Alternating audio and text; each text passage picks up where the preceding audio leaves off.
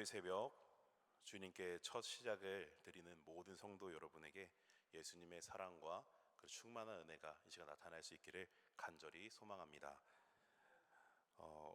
오늘 설교 말씀의 제목은 앞서가시는 예수님입니다. 여러분, 이 앞서가다라는 말은 생각해보면 참 든든한 말인 것 같습니다. 어렸을 적을 생각해보면 제가 어렸을 때 태권도 학원을 다녔습니다. 태권도 학원을 다니다 보면 또 다른 학원을 다니다 보면 이렇게 하룻밤 모여서 합숙 훈련을 하는 경우들이 종종 있습니다. 그래서 그때 꼭 진행하는 프로그램이 있는데 바로 담력 훈련입니다. 아마 아시는 분들도 계시고 모르시는 분들도 계실 것 같습니다.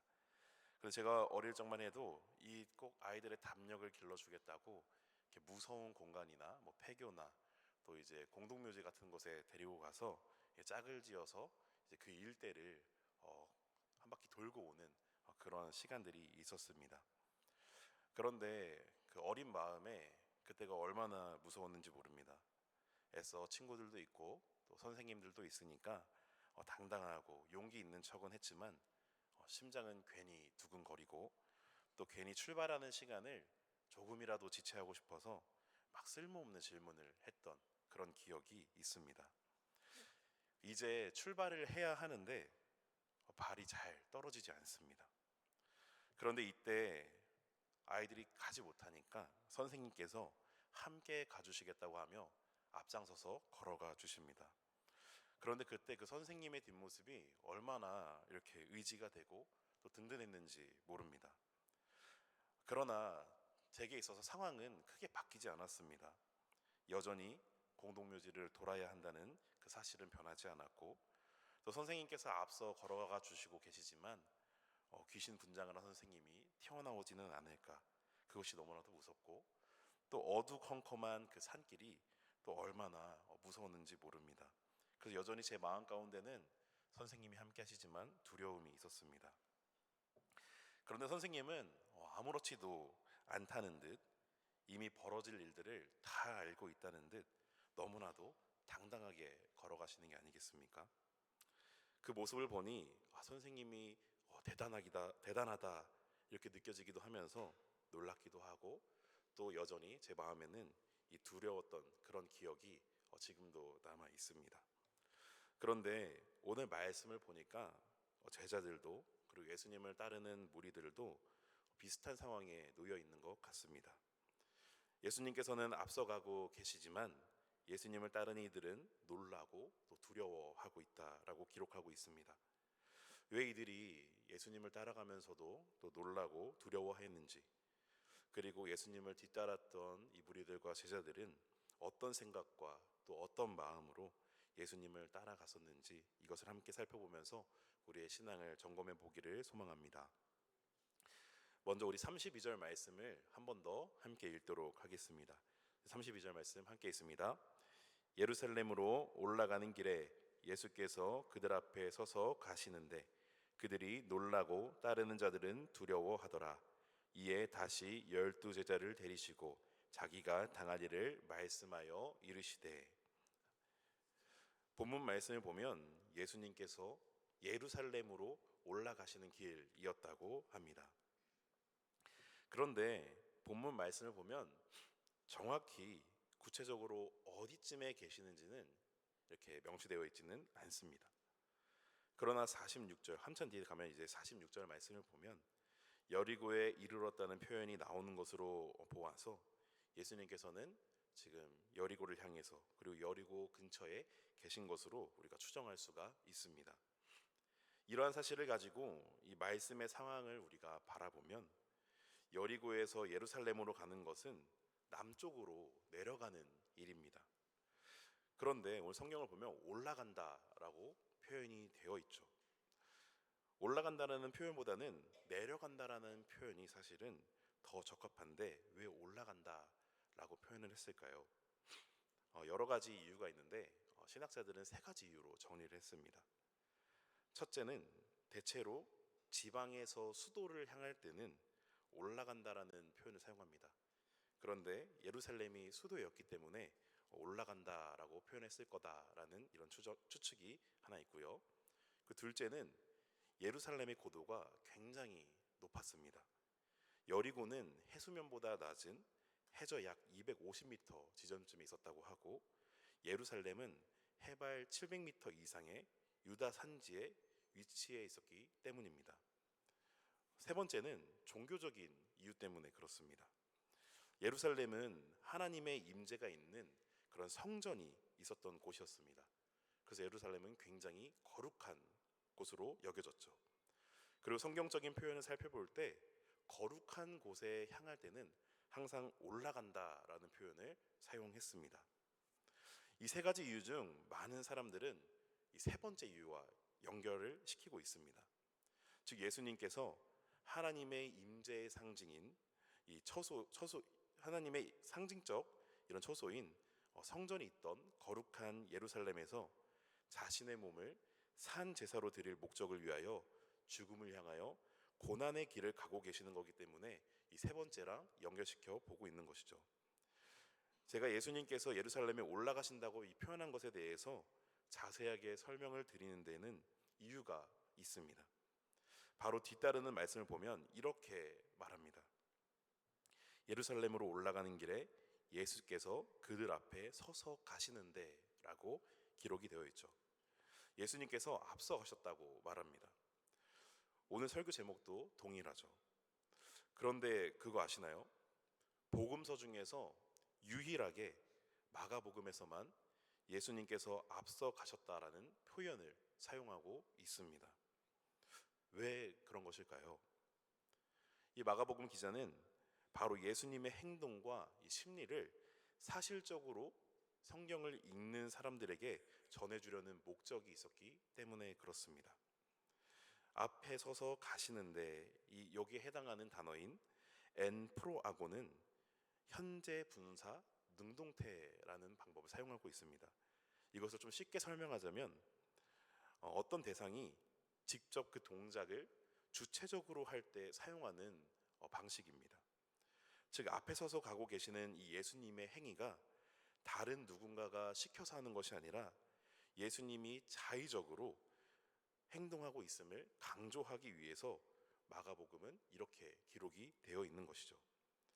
그렇다면 앞에 예루살렘에 올라가시는 이유와 그리고 앞서 가시는 이유를 연결시켜서 한번 이해해 보겠습니다.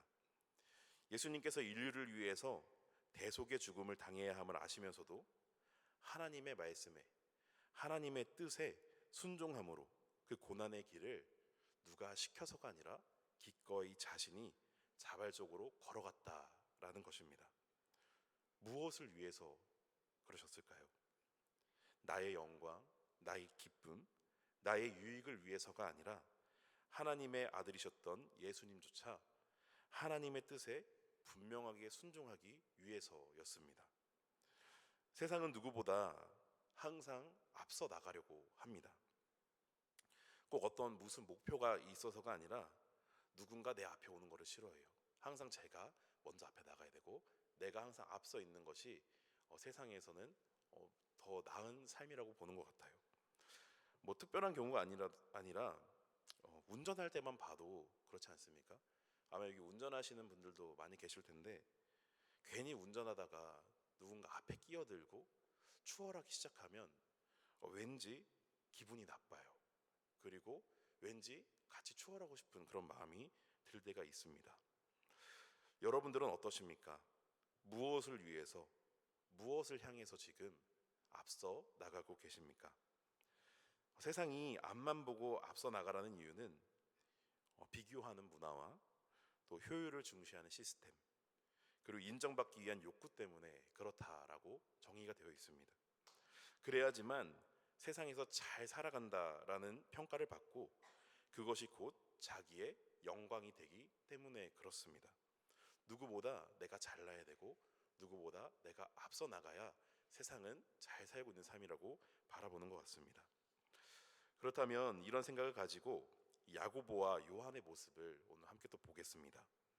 모두 잘 아시는 말씀인 줄 생각하고 우리 37절 말씀만 함께 보도록 하겠습니다. 우리 37절 말씀 함께 읽겠습니다. 여짜오되 주의 영광 중에서 우리를 하나는 주의 우편에 하나는 좌편에 앉게 하여 주옵소서. 아멘. 예수님께서 하나님의 뜻에 순종하기 위하여 순환을 예고하실 때 이것을 들은 야고보와 요한은 예수님께 요구를 하기 시작합니다. 혹시 야고보와 요한이 무슨 요구를 했는지 아십니까? 바로 영광입니다. 이들은 예수님을 고난의 메시아로 바라본 것이 아니라 자신들에게 영광을 가져다 줄 메시아로 바라보았던 것이죠. 저는 이런 말씀을 보면 늘 의문이 듭니다. 성경은 왜 이런 부분까지 기록을 했을까?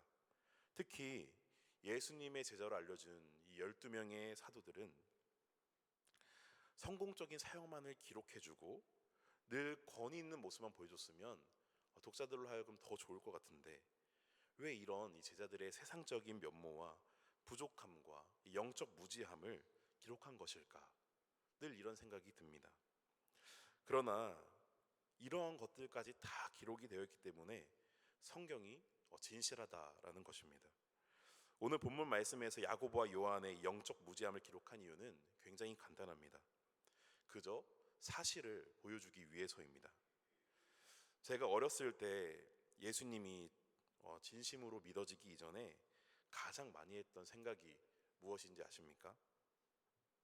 나도 예수님의 시대에 살았으면, 나도 예수님의 이 능력을 내 두 눈으로 직접 보았으면, 그리고 내가 정말 그 예수님의 기적을, 예수님께서 나를 만져주셔서 치유되는 이 역사를 내가 정말 경험했다면 나도 당연히 예수님 믿을 수 있을 텐데, 이 생각을 얼마나 많이 했는지 모릅니다.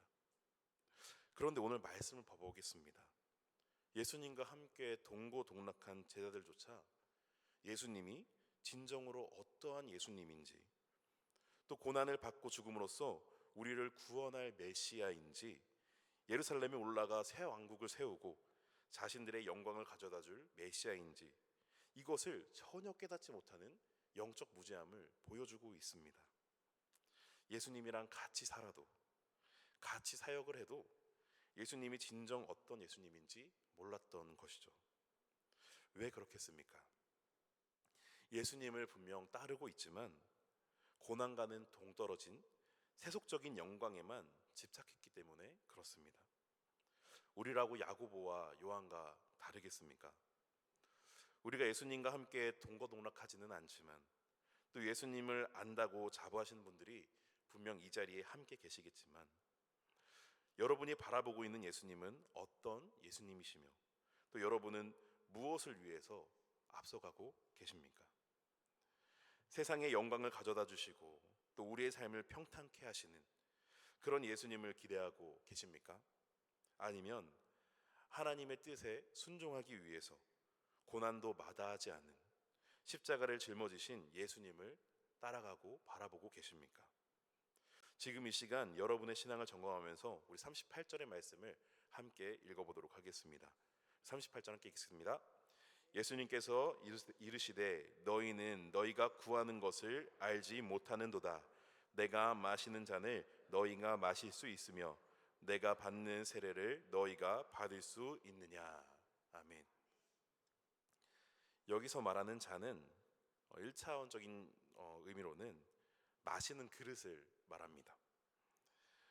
구약 성경에서는 잔을 때로는 어떤 번영의 의미로도 사용이 되었으나 주로 괴로움과 또 순환을 의미하는 말로 사용이 되었습니다. 오늘 38절 말씀에서도 역시 그렇습니다. 그리스도의 십자가의 고난과 그리고 죽음을 가리키는 말로 오늘 이 잔을 사용한 것이죠. 그리고 이 세례에 해당하는 밥티조마라는 이 단어 역시 구약 성경에서 비유적으로 사용할 때는 어떤 사람이 극심하게 당하는 재난이나 고난을 말할 때 사용하는 단어입니다. 잔과 세례의 의미를 볼 때 이것은 그리스도의 고난을 아주 분명하게 보여주는 용어다라고 할 수 있습니다. 따라서 예수님께서 잔을 같이 마신다라고 말씀하시는 것은 예수님과 함께 고난을 같이 하겠다라는 의미를 갖고 있습니다. 그러나 야고보와 요한은 예수님의 고난의 의미를 전혀 깨닫지 못한 채 개인적인 영광에 대한 어떤 집착만으로 예수님께서 마시는 잔과 이 세례를 마실 수 있겠다라고 당당하게 말하고 있는 것이죠. 지금 야고보와 요한은 예수님을 가시적으로 이 세상에서 영광을 취하실 그런 분이라고 믿었기 때문에 이러한 대답이 이끌어질 수 있었던 것입니다. 물론 그때 야고보와 요한의 생각을 우리가 100% 확신할 수는 없습니다. 그러나 이들의 말하는 이런 기세를 보았을 때 예수님께서 말씀하신 잔과 세례가 영광을 상징한다고 생각을 했거나 아니면 고난이라고 생각을 했을지라도 이 고난은 잠시 지나가는 것이고 세속적인 영광을 그 후에 취할 것이다 라고 생각했을 것입니다. 그래서 예수님께서는 안타까운 마음으로 너희가 구하는 것을 지금 너희가 알지 못한다 라고 말씀하고 계시는 것이죠. 참 그렇습니다. 무언가 중요한 내용을 전하고 있는데 전혀 이해도 하지 못하고 또 알지도 못하는 사람을 보면 안타깝기 그지가 없습니다. 지금 예수님의 마음이 분명 제자들을 향한 그런 마음을 품고 계실 것 같습니다. 그렇다면 성도 여러분, 여러분은 예수님께서 마시는 잔을 마시고 예수님께서 받는 세례를 받으실 수 있으시겠습니까? 당당하게 마음속으로 네 라고 응답하셨다면 여러분이 바라보시는 잔과 세례는 무엇을 의미하고 있습니까? 오늘 야고보와 요한처럼 세속적인 영광을 생각하고 계시지는 않습니까? 아니면 예수님께서 걸어가신 십자가의 길, 고난의 길로 바라보고 계십니까? 오늘의 고난 때문에, 오늘의 삶의 어려움 때문에 예수님과 함께 잔을 마시고 세례를 받겠다고 고백했으나 예수님은 잊고 원망하며 세상 것을 취하게 해달라고 구하시는 분들이 계신다면 이제는 그 마음을 돌이키시기를 바랍니다. 더 나아가 고난 속에 함께 하시는 주님을 바라보시기를 간절히 소망합니다. 그래서 그로 말미암아 하나님의 나라의 영광에 참여하는 저와 여러분이 되시기를 예수님의 이름으로 축원합니다. 아멘. 기도하겠습니다.